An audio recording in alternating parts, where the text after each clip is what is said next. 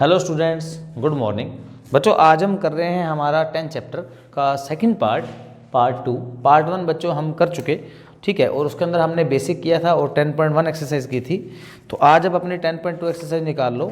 Page number है हमारा, सबसे पहले पेज नंबर निकालिए आप 172।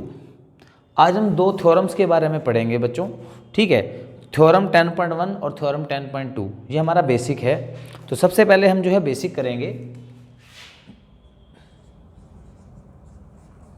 ठीक है। हमारे पास है थ्योरम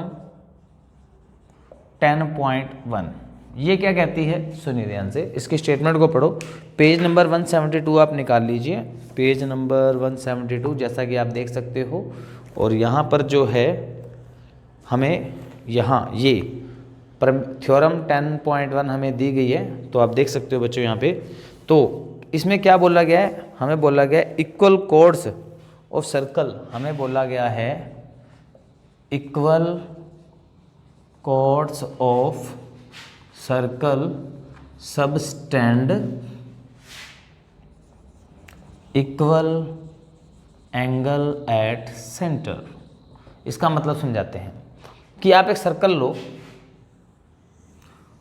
ठीक है, और इसके अंदर आप ना दो कोड्स ले लीजिए। मान लो ये ए बी कोड है और ये सी डी कोड है। और इफ अब आपको जो है if A B is equal to C D, आपको क्या कहा गया है कि प्रूव करो। हमें हमारी थ्योरम क्या कहती है कि अगर हम किसी सर्कल में, जिसका सेंटर है बच्चों ओ, किसी सर्कल में अगर इक्वल कोड्स होती है, इक्वल कोड्स ऑफ सर्कल की इक्वल कोड हम लें, सबस्टैंड होता है बनाना, इक्वल एंगल एट सेंटर, कि अगर कोई दो कोड इक्वल हो जाएं तो अपने सेंटर पे इक्वल एंगल बनाएंगी। यानी ए बी है ना, मान लो ए बी को सेंटर से मिला दिया, तो ये क्या हो गया, ए बी कोड ने सेंटर पे एंगल 1 बना दिया, ठीक है। और ऐसे ही सी डी को है, तो सी डी ने क्या किया, इसने भी सेंटर पे एंगल 2 बना दिया। तो अगर दो कोड इक्वल होंगी ना, देन हम कह सकते हैं कि इसके एंगल भी इक्वल होंगे, जो ये बनाएगी सेंटर पे। इसी डायग्राम पे हमारी थ्योरम 10.2 है, इसी डायग्राम के ऊपर है, देख लीजिए। इसी के अगले पेज पे 173 पेज नंबर पे ऊपर कहता है if angle subtend by chords, if the angles subtend by chords at center of circle at center of a circle is are equal then chords are equal, then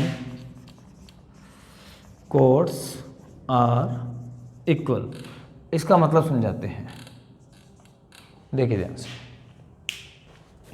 कि if the angle subtend by कोड, अगर कोई कोण angle code बनाती है centre पर, यानी A B और सी डी ने जैसे एंगल बना दिया, तो कहते हैं अगर ये एंगल इक्वल होंगे, इफ एंगल 1 एंगल 2 इक्वल होगा, देन क्या होगा कि ए बी और सी डी इक्वल होंगे, ठीक है।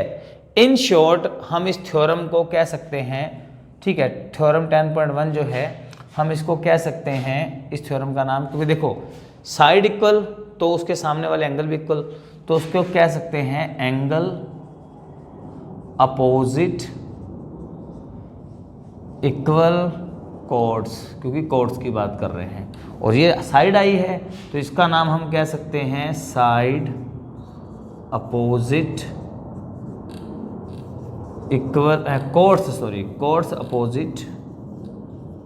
कोड्स अपोजिट इक्वल एंगल, ठीक है। इक्वल एंगल के सामने वाली जो कोड्स होंगी, इक्वल एंगल्स वो हो जाएंगी, ठीक है, chords opposite equal angles.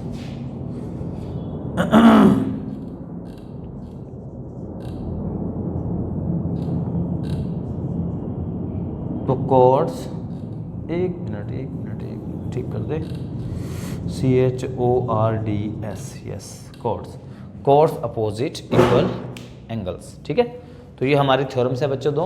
Theorem 10.1 angle opposite equal chords, अगर दो कॉर्ड इक्वल होती है ABCD, यानी अगर AB और CD इक्वल हैं तो 1 2 एंगल इक्वल आएंगे। इसका अपोजिट थ्योरम 10.2 कि अगर एंगल इक्वल हैं तो उसके सामने वाले कॉर्ड्स भी इक्वल आएंगी। चलिए, तो आप आई होप आपने नोट कर लिया होगा। चलिए हम इस एक्सरसाइज शुरू करते हैं 10.2। इसका पहला क्वेश्चन रीड कीजिए, इसी पेज नंबर पे ये है 173 पे। क्या लिखा है, पढ़ो बच्चों।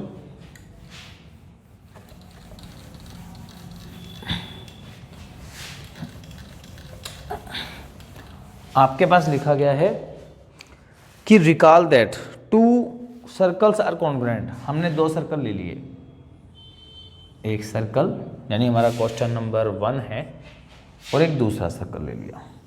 ठीक है, हमने 2 सर्कल ले लिए और आपको बोला गया है कि 2 congruent circle, 2 circles are congruent, यानी ये हमारे गिवन में ही आएगा क्या कि सर्कल 1 कॉन्ग्रुएंट है सर्कल 2। इट मीन्स इसका नाम रख लेते हैं 1 सर्कल, इसका नाम रख लेते हैं 2 सर्कल।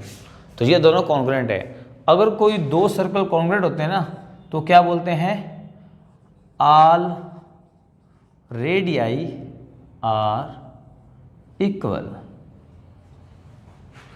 ठीक है, इक्वल रेडियाई, इन सारों के रेडियस जो है, रेडियस को प्लूरल फॉर्म में रेडियाई कहते हैं बच्चों। तो रेडियाई जो है यहाँ पर है क्या, इक्वल होंगी, यानी इन सारों के रेडियस, मान लो इसका सेंटर अपन ने ले लिया O, इसका सेंटर ले लिया C, तो इन दोनों के सेंटर पे जितने भी रेडियस बनाओगे दोनों के इक्वल आएंगे। और हमें क्या बोलता है, कहता है कि 2 कॉन्ग्रुएंट है and they have same radius, इनका रेडियस भी सेम है। कॉन्ग्रुएंट सर्कल का मतलब रेडियस सेम ही होता है बच्चों। Prove that equal chords of congruent subtend equal angle at centre. मुझे प्रूव करना है कि अगर हम इक्वल कॉर्ड्स लें, यानी आपको ये भी गिवन में है कि 2 कॉर्ड हैं AB और CD, सॉरी C तो आ गया वर्ड, तो यहाँ पर अपन नाम लेते हैं PQ। ठीक है, तो AB ये कॉर्ड है और इसकी कॉर्ड है PQ, ये दोनों इक्वल हैं, ये हमें गिवन है। और हमारे पास टू प्रूव है बच्चों, क्या टू प्रूव है कि ये जो दोनों एंगल बनाएंगी subtend, these chords subtend angle at centre, ये वाले एंगल, ये दोनों एंगल इक्वल प्रूव करने हैं। मान लो इसका नाम है 1, इसका नाम है 2, तो हमें टू प्रूव क्या करना है, दोनों के एंगल इक्वल हैं। प्रूफ देखिए ध्यान से, अगर हम इन 2 ट्रायंगलों को देखें तो इन 2 ट्रायंगलों के नाम लेते हैं, in triangle ABO and triangle QCP, कुछ भी नाम दे लो आगे पीछे, कोई दिक्कत नहीं है। QCP दे दो, CPQ दे दो, ठीक है, PCQ दे दो, कोई मर्जी नाम दो। तो मैंने यहाँ से लिया ABO, ठीक है, और QCP। इन दोनों ट्रायंगलों में देखो हमें क्या क्या गिवन है।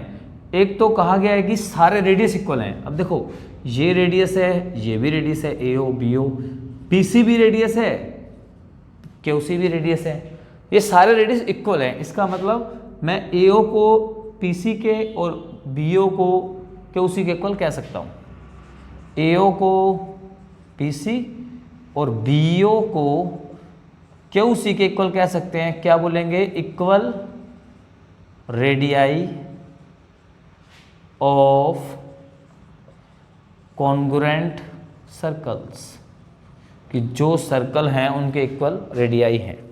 और हमें एक बात और गिवन भी है कि इसका AB और इसका PQ भी इक्वल है, गिवन, ठीक है। सो ट्रायंगल ABO कॉन्ग्रुएंट हो जाएगी ट्रायंगल बाय SSS रूल। हमारा SSS रूल लग गया क्योंकि तीनों ही साइडें दी हुई थी बच्चों, और ये हमें तीसरी थी साइड हमारी जो हमें गिवन थी। अब बच्चों अगर इसकी दोनों ट्रायंगलें कॉन्ग्रुएंट हो चुकी हैं तो नाम में पहले कॉन्ग्रुएंसी ले आते हैं। अब देखो नाम में कॉन्ग्रुएंसी कैसे आती है, पहले तो आप एंगल से करते थे, अब देखो यहाँ से कैसे करेंगे।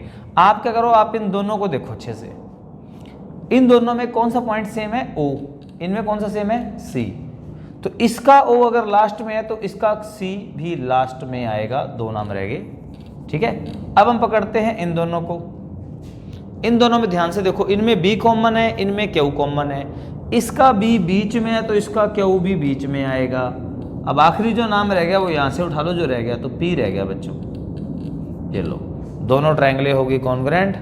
सो इसका ओ पर बनने वाला, आखिरी पर बनने वाला एंगल 1 इसका आखिरी पर बनने वाले 2 के इक्वल होगा by C P C T, answer या हैंस प्रूव।